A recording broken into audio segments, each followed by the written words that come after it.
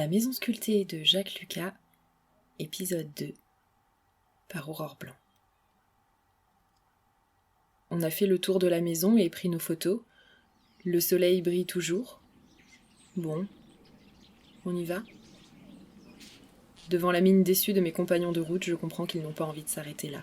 Et moi non plus, mais j'ai trop peur de déranger un artiste, peut-être au travail. J'en ai un à la maison, je sais ce que c'est. Et donc, en espérant qu'ils vont me contredire, je propose quand même de rappeler Jacques Lucas, puisque j'ai son numéro. Il hoche la tête d'un air entendu. Bon, je me lance. Bonjour, on vous a appelé mardi pour vous dire qu'on voulait venir visiter la maison dimanche. Ah oui, venez quand vous voulez. En fait, on est dans votre cour et on se demandait si on pourrait discuter un peu avec vous. J'arrive. Je raccroche, médusé. Bah voilà, il suffisait de demander. Quelques minutes plus tard, alors que nous répétons en cercle dans le jardin ce que nous allons lui dire en nous répartissant la parole, Jacques Lucas ouvre la porte et s'avance vers nos silhouettes intimidées, appuyé sur sa canne, l'œil pétillant. « Je vous en prie, entrez !» Alors c'est comme ça que les choses vont se passer.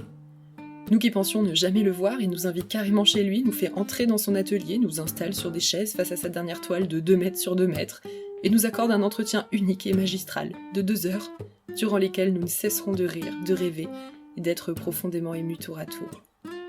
Ce fut un voyage inédit pour nous, artistes en herbe, à peine trentenaires, au tout début de notre projet.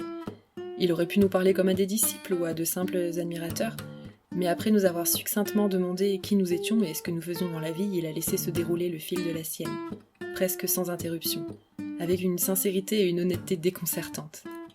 Il nous parle aussi sans pudeur de la faillite de son entreprise de vitraux, de son retour en Bretagne dans son actuelle maison, menacée de toutes parts par les huissiers.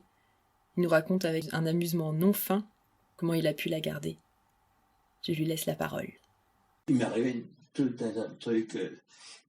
Parce qu'en fait, ici, c'est pas chez moi. Ah bon, j'ai pas commencé par là. Vous squattez aussi. Mais non, j'ai fait faillite. Alors, le tribunal de grande instance, ça fait vendre ma maison. Ah oui, elle vous appartient plus en fait. Ben non. Du temps de Malraux, c'est Malraux qui avait mis ça, des projets de loi sur le droit, le droit artistique, la propriété artistique. Et un artiste a toujours un droit moral inaliénable sur son œuvre. En fait, moi, quels étaient mes interlocuteurs? J'étais chef d'entreprise, j'ai fait faillite. Le liquidateur judiciaire dit on prend tous vos biens, on les vend, puis on récupère. Allez voir ailleurs, vous. C'est plus à vous. Alors, bon, donc ça passe par le tribunal de grande instance. Le tribunal de grande instance décide de donner suite à la volonté du liquidateur judiciaire. Je vous dis les chemins qui existent. Le tribunal de grande instance va donc voir le notaire local en disant vendez cette maison pour nous donner l'argent qu'on puisse payer les banques. Et donc je vais voir le notaire moi, en disant vous avez reçu un avis du tribunal de grande instance pour vendre ma maison. Alors je vous avertis, vous allez la vendre, je suis d'accord.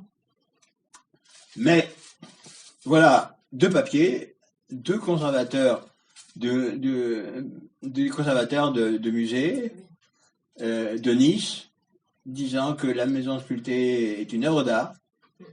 Et à ce titre, elle dépend donc de la loi de 54 sur la propriété artistique. Donc, vous allez vendre.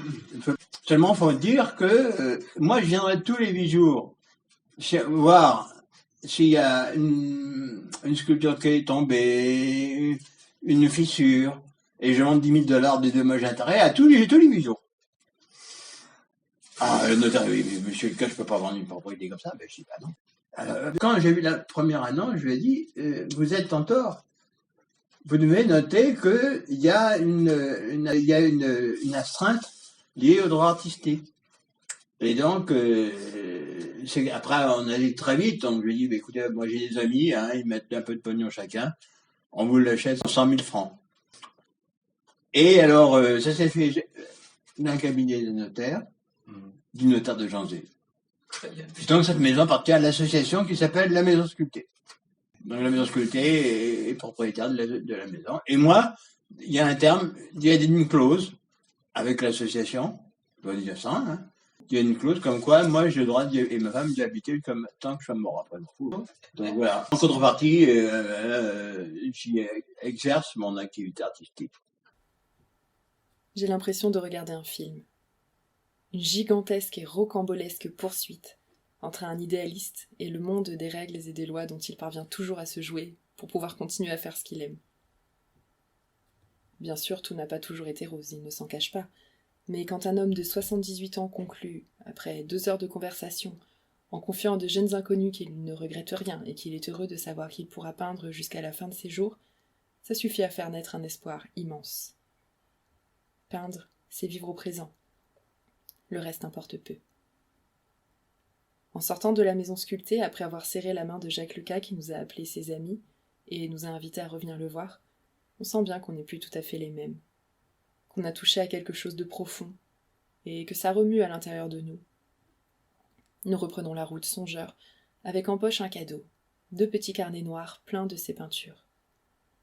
Sa voix m'accompagne encore pendant les jours qui suivent, comme le chant truculent d'un oiseau ami. J'ai dit des gros mots pendant l'entretien ? Merde alors !